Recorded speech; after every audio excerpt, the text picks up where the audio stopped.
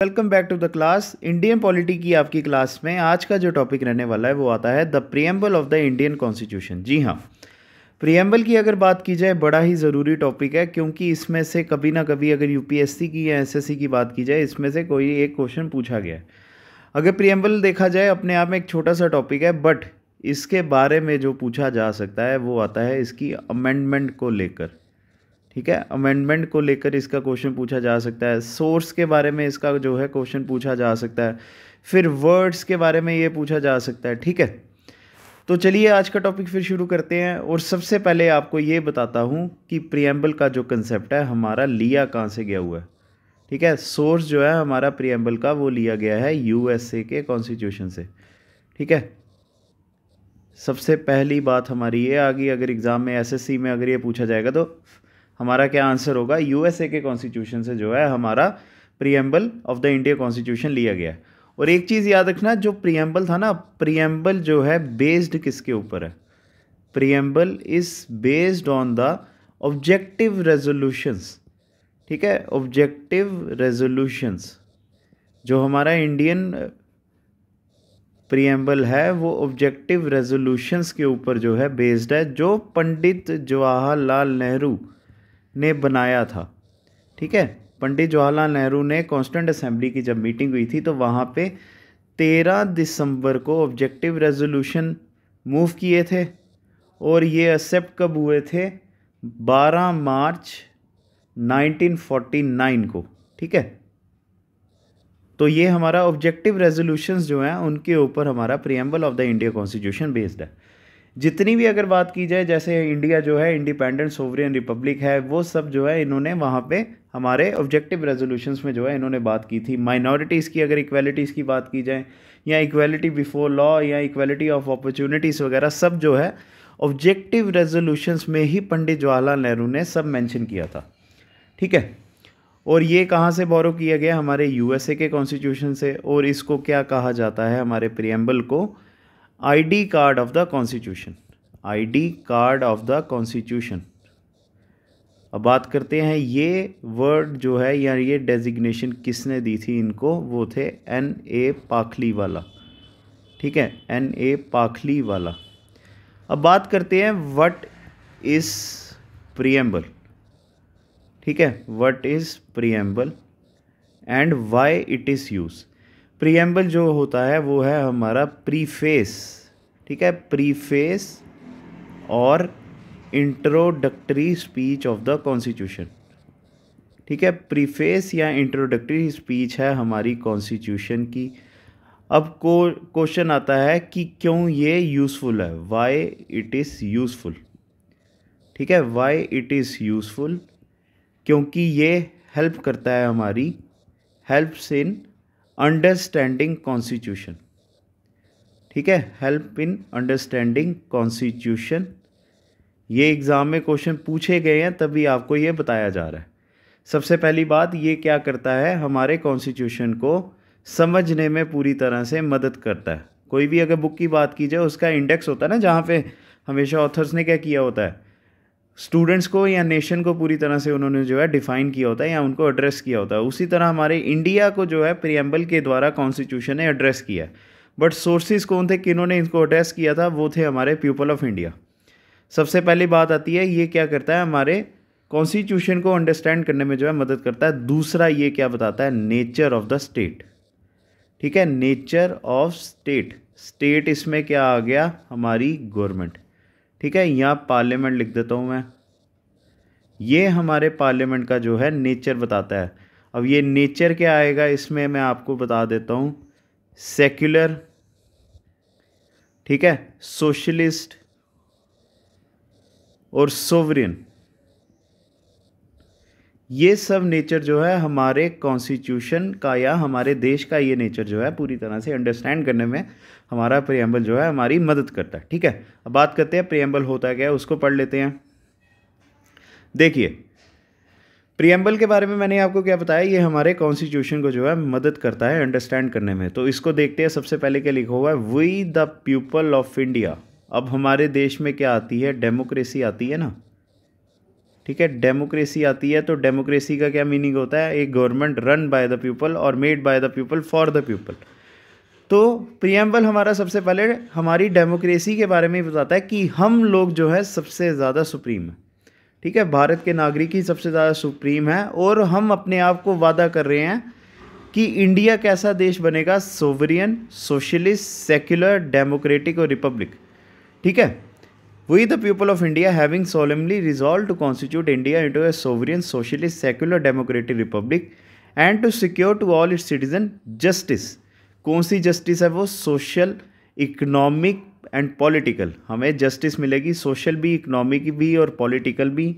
Liberty हमें पूरी तरह से रहेगी, liberty of thought, expression, belief, faith and worship. Equality of status, ठीक है, equality of status and of opportunity and to promote among them fraternity, भाईचारा, assuring the dignity of the individual and the unity and the integrity of the nation. ठीक है, तो ये हमारा preamble हमारी पूरी तरह से मदद कर रहा है ये बताने के लिए कि जो हमारा कॉन्स्टिट्यूशन है वो हम लोगों ने खुद बनाया। ठीक है, बात करते हैं कॉन्स्टिट्यूएंट असेंबली की। ठीक है, कॉन्स्टिट्यूएंट असेंबली ने हमारे कॉन्स्टिट्यूशन को बनाया ना, बट उसको किसने अपॉइंट किया था, वो किया था हमने, बाय पीपल ऑफ इंडिया। ठीक है, बाय पीपल ऑफ इंडिया, तभी यहाँ पे क्या लिखा हुआ है हमने, we the people of India.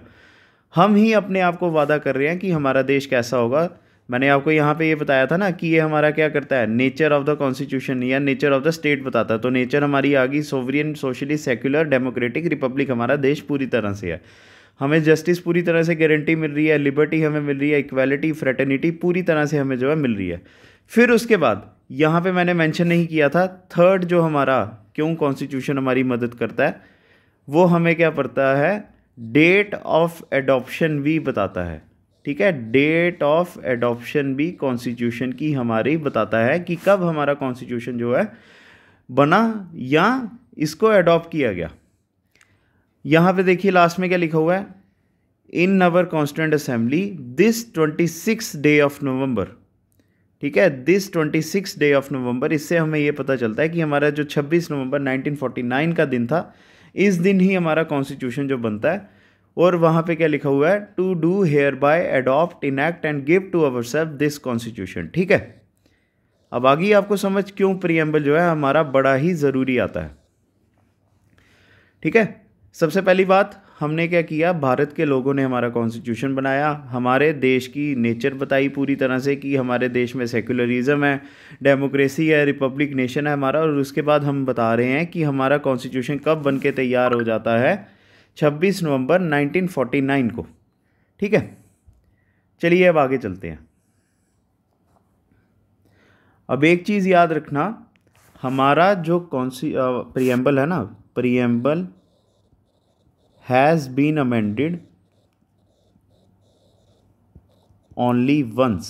ठीक है, preamble has been amended only once, ये चीज़ याद रखना, ये खाली एक ही बार किया गया है। और वो कौन सा टाइम पीरियड था, 42nd कॉन्स्टिट्यूशनल अमेंडमेंट ऑफ 1976। ठीक है, 42nd कॉन्स्टिट्यूशनल अमेंडमेंट ऑफ 1976 के द्वारा ही जो है हमारा प्रीएम्बल ओनली वंस जो है अभी तक खाली अमेंड किया गया है। इसका मतलब ये नहीं है कि हम आगे कभी फ्यूचर में कर नहीं पाएंगे, कर पाएंगे, बट अभी तक हमारा प्रीएम्बल जो है खाली एक ही बार जो है अमेंड हुआ है, वो है 42nd कॉन्स्टिट्यूशन अमेंडमेंट ऑफ 1976 के द्वारा। और इसकी वजह से क्या होता है, 3 वर्ड्स हमारे इंडियन कॉन्स्टिट्यूशन में ऐड हो जाते हैं। ठीक है, 3 वर्ड्स एडिड, 3 वर्ड्स जो है हमारे कॉन्स्टिट्यूशन में प्रीएम्बल जब अमेंड किया गया 1976 में तब डाले गए थे। आता है वो सोशलिस्ट, ठीक है, सोशलिस्ट, सेकंड आता है सेक्युलर, थर्ड आता है हमारा इंटीग्रिटी। ठीक है, तो ये 3 वर्ड जो हमारे कॉन्स्टिट्यूशन में है, देखिए सोशलिस्ट, सेक्युलर और उसके बाद इंटीग्रिटी जो है वो हमारे देश में बाद में लाया गया है 1976 के कॉन्स्टिट्यूशन अमेंडमेंट के द्वारा, 42nd कॉन्स्टिट्यूशन अमेंडमेंट के द्वारा। चलिए हो गया ये।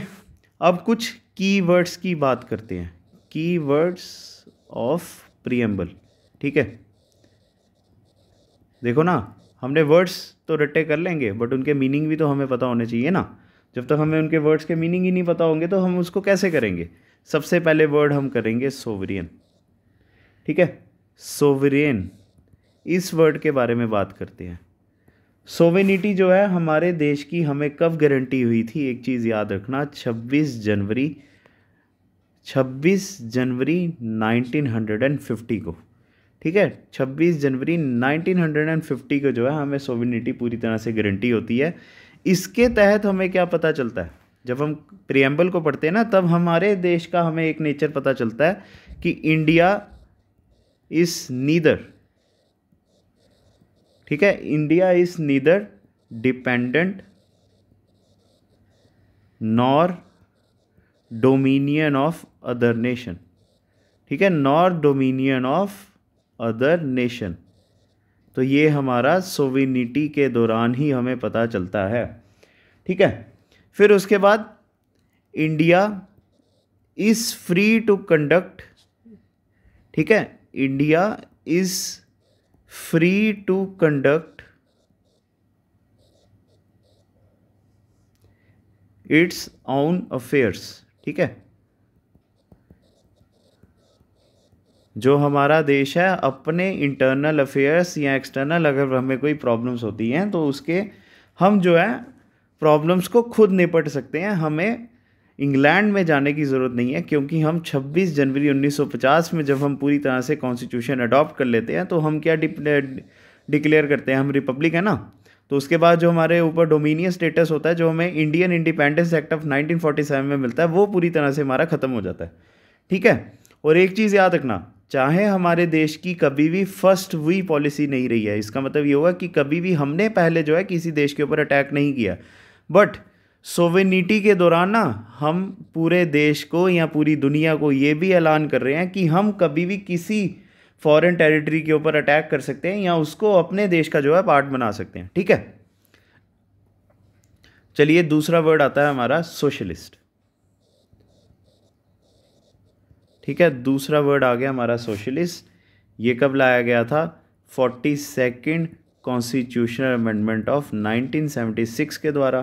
ठीक है, और एक चीज़ याद रखना, सोशलिज़म की ही जो फॉर्म है ना वो हमारे directive principle of state policy में भी मिलती है।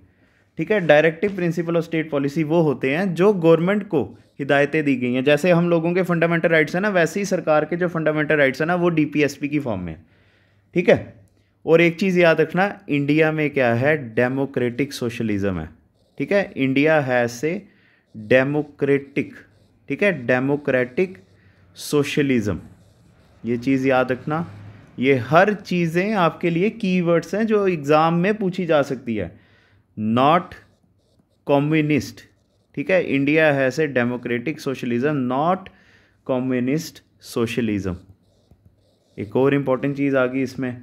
ठीक है, एक चीज़ याद रखना, हमारे सोशलिज्म के दौरान ही ना, या सोशलिज्म के जो कंसेप्ट की वजह से ही हमारे यहाँ पे क्या आता है, मिक्स्ड इकोनॉमी आती है इंडिया में। ठीक है, इंडिया की क्या है, मिक्स्ड इकोनॉमी है जिसमें पब्लिक, ठीक है, पब्लिक और प्राइवेट सेक्टर क्या करते हैं, मिल के हमारे देश की जो है इकोनॉमी को चलाते हैं। ठीक है, सोशलिज्म का पता चल गया। ये हमारी इसकी मॉडिफाइड कहाँ पे फॉर्म है, हमारे डीपीएसपी में। इसके दौरान ही हम क्या करते हैं, नए नए लॉज लाते हैं जिससे देश का भला जो है होता रहे। और उसके बाद इंडिया में क्या है, डेमोक्रेटिक सोशलिज्म है, ना कि कम्युनिस्ट सोशलिज्म। अगर बाकी कंट्रीज़ की बात की जाए, फ्रांस की या रशिया की, वहाँ पे क्या आती है, कम्युनिस्ट सोशलिज्म आती है, बट हमारे इंडिया में डेमोक्रेटिक सोशलिज्म आती है। थर्ड आता है हमारा सेक्युलर। ज़्यादा वर्ड्स नहीं कराऊंगा मैं, बस ये तीन ही ज़्यादा ज़रूरी हैं। ठीक है, थर्ड आता है हमारा सेक्युलर। सेक्युलर वर्ड भी हमारा कब लाया गया था, 42nd कॉन्स्टिट्यूशन अमेंडमेंट ऑफ 1976 में। ठीक है, 42nd कॉन्स्टिट्यूशन अमेंडमेंट ऑफ 1976।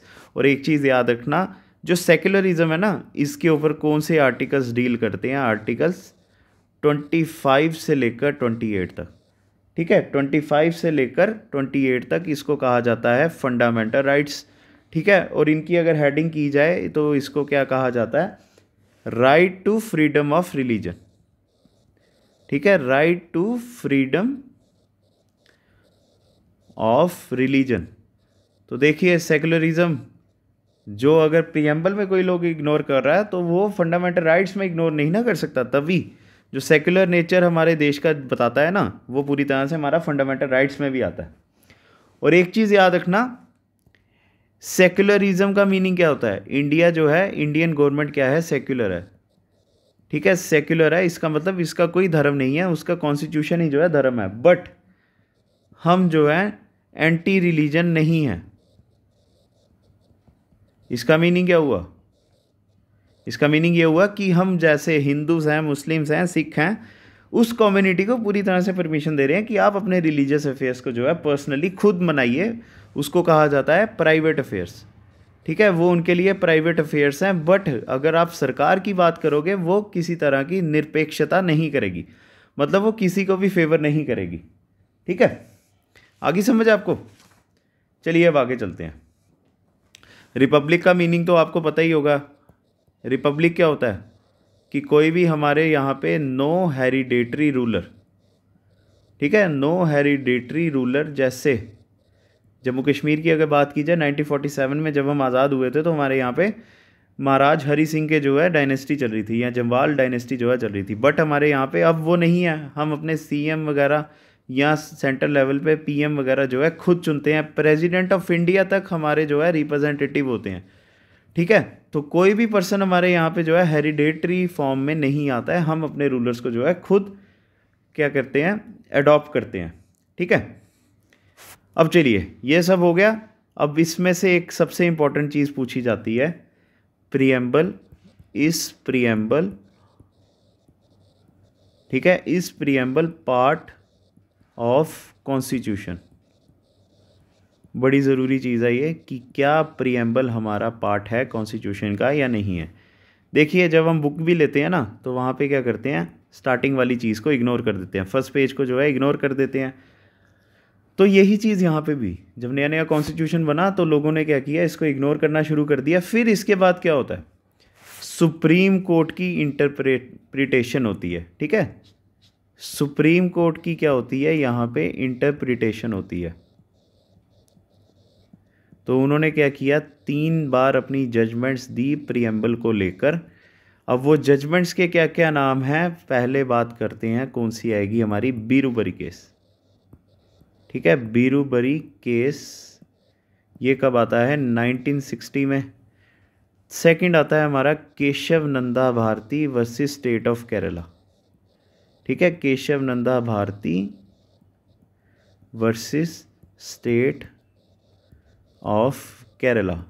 इसमें भी जो है सुप्रीम कोर्ट ने अपनी इंटरप्रिटेशन की थी। फिर थर्ड आता है हमारा LIC ऑफ इंडिया केस।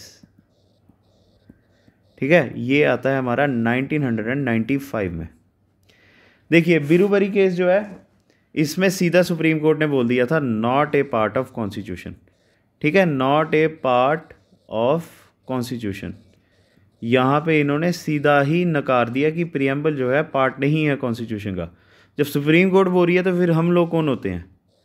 ठीक है, इन्होंने सीधा जब यहाँ पे बोला तो हमने भी मान लिया। फिर उसके बाद केशव नंदा भारती स्टेट ऑफ केरला होता है, जो कब होता है, 1973 में।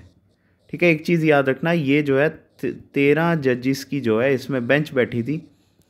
ठीक है, केरला का एक जो है मंदिर था, उसका श्राइन का जो है मसला हुआ था, जो सुप्रीम कोर्ट में पहुंचा था। उसमें प्रीएम्बल के बारे में सुप्रीम कोर्ट ने क्या कहा था, ठीक है, यस, ठीक है, yes it is part of constitution. अब बात करते हैं क्यों, because it helps in vision of constitution. ठीक है, इसमें इन्होंने बताया था कि जो प्रीएम्बल है ये हमारी क्या करता है, मदद करता है कॉन्स्टिट्यूशन में को देखने में। ठीक है, तो ये क्या हो जाता है हमारा, यस पार्ट बन जाता है। अब बात करते हैं LIC ऑफ इंडिया केस, जो 1995 में हुआ था। इसमें इन्होंने फिर से स्टेटमेंट चेंज की।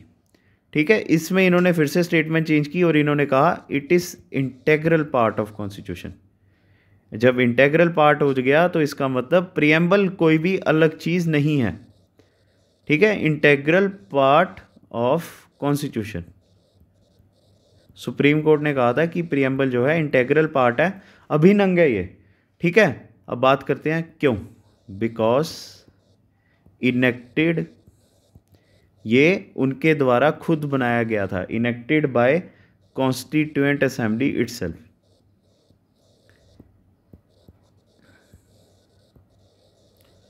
चलिए हो गया ये भी।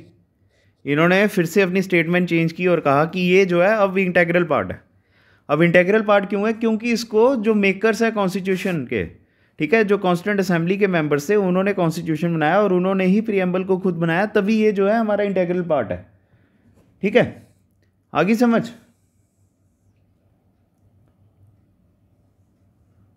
अब एक चीज़ और याद रखना, 1960 का जो बीरूबरी केस था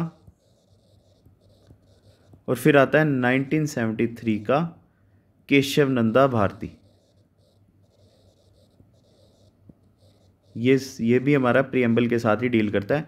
यहाँ पे इन्होंने नो बोला था और उसके साथ कैन नॉट बी अमेंडेड, ठीक है, can not be amended.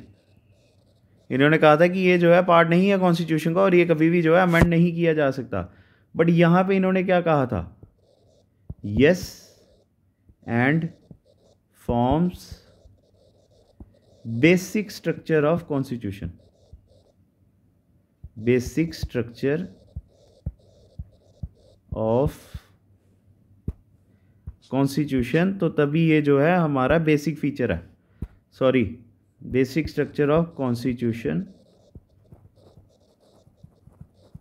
Therefore can be amended. एक और पॉसिबिलिटी जो एग्ज़ाम में पूछी जा सकती है वो भी मैंने आपको बता दिया।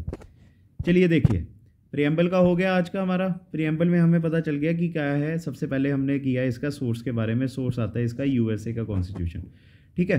कॉन्स्टिट्यूंट असेंबली ने जो है इसको खुद बनाया और उसने जब बनाया था तो उसमें स्टार्टिंग में क्या लिखा? We the people of India, मतलब भारत के लोगों ने जो है इसको प्रियम्बल को खुद बनाया।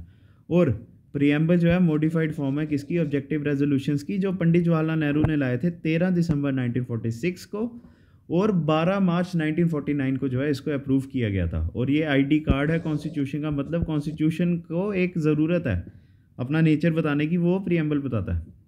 और एक चीज़ और, इसको जो है अभी तक एक ही बार अमेंड किया गया, 42nd कॉन्स्टिट्यूशन अमेंडमेंट ऑफ 1976 के द्वारा, ठीक है। और ये आपके वर्ड्स भी हो गए, पीडीएफ आपको मिल जाएगी। और एक बार फिर से आप अगर वीडियो नहीं समझ आएगी, वीडियो को फिर से रिपीट करके देखना और आपको अच्छी तरह से समझ आ जाएगी, ठीक है। जो सबसे ज़रूरी है ना वो आता है हमारा ये सुप्रीम कोर्ट की judgments, Berubari case, Keshava Nanda Bharati versus state of Kerala, और आता है हमारा LIC ऑफ इंडिया केस। इन तीनों में जो है सुप्रीम कोर्ट ने अपनी स्टेटमेंट चेंज की थी। चलिए फिर आज का टॉपिक जो है हमारा preamble of the Indian constitution, जो बड़ा ही इंपॉर्टेंट था, ये भी ख़त्म होता है। नेक्स्ट वीडियो में आपके साथ मिलेंगे और हमारा नेक्स्ट वीडियो में ऑफिशियली इंडियन कॉन्स्टिट्यूशन के ऊपर जो है वर्क शुरू हो जाएगा। और हमने सबसे पहले क्या करना है, वहाँ पे part 1 of the Indian constitution, जिसको कहा जाता है यूनियन ऑफ द टेरिटरीज, ठीक है। तो चलिए गाइस, आज की वीडियो यहीं पे एंड करते हैं, कल मिलेंगे आपसे। और ये वीडियो कमेंट सेक्शन पे आपने बताना है कि क्या ये वीडियो आपके लिए बेनिफिशियल थी या नहीं थी। और अगली मैं वीडियो जो अगर नया सब्जेक्ट एक और मैंने साइमल्टेनियसली जो है शुरू करना है, और आपने बताना है मुझे कि क्या करना है, उसमें जम्मू कश्मीर की GS करनी है या इंडियन हिस्ट्री को हम जो है कंटिन्यू करेंगे, ठीक है। Thanks a lot guys, God bless you. Next video में मिलते हैं अब आपके साथ। ज़्यादा से ज़्यादा लाइक कीजिए, कमेंट कीजिए, सब्सक्राइब कीजिए चैनल को और आगे दोस्तों के साथ भी जो है शेयर कीजिए।